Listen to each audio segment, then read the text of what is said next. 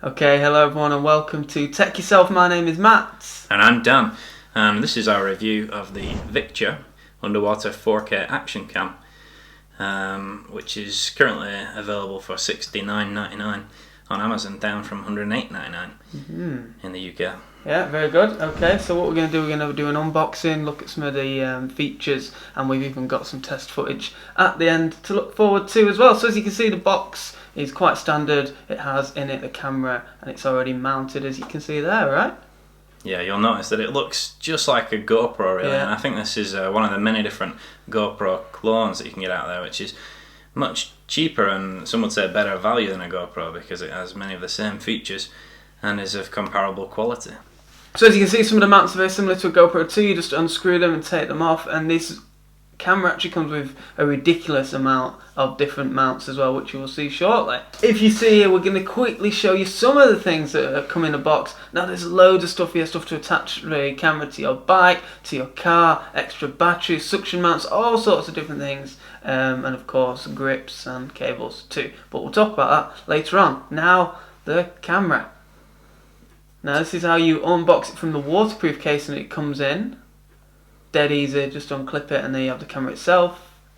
This is the skeleton case, which is an excellent idea if you want to plug in your cables and accessories while it's in a case and possibly on a tripod, such as a charger. If you're doing time lapse, you can keep it topped up using a power bank like you would a phone with just a normal micro USB cable.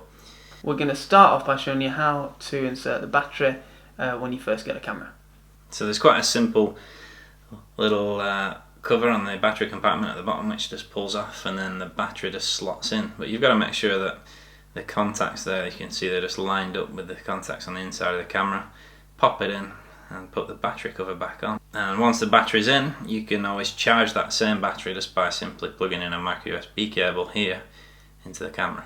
Yeah, we've also got the SD card slot as well, which handily leads us on to how to put in the SD card. Dan? Yeah, so there's only one way this can go in. If you try and put it in the other way, you'll notice that it won't be aligned correctly and there'll be a slight angle, but I've got it the right way around here. One problem I have is my thumbnail isn't very long, so getting it in there, you might just need something that you can just poke it in with, and then you'll feel it just get in there nice and snug. It'll click in, won't it? It'll click in. Right, okay, let's turn the camera on now. We've got the screen on the back, of course. Now we're going to go through very quickly some of the different settings on the camera itself.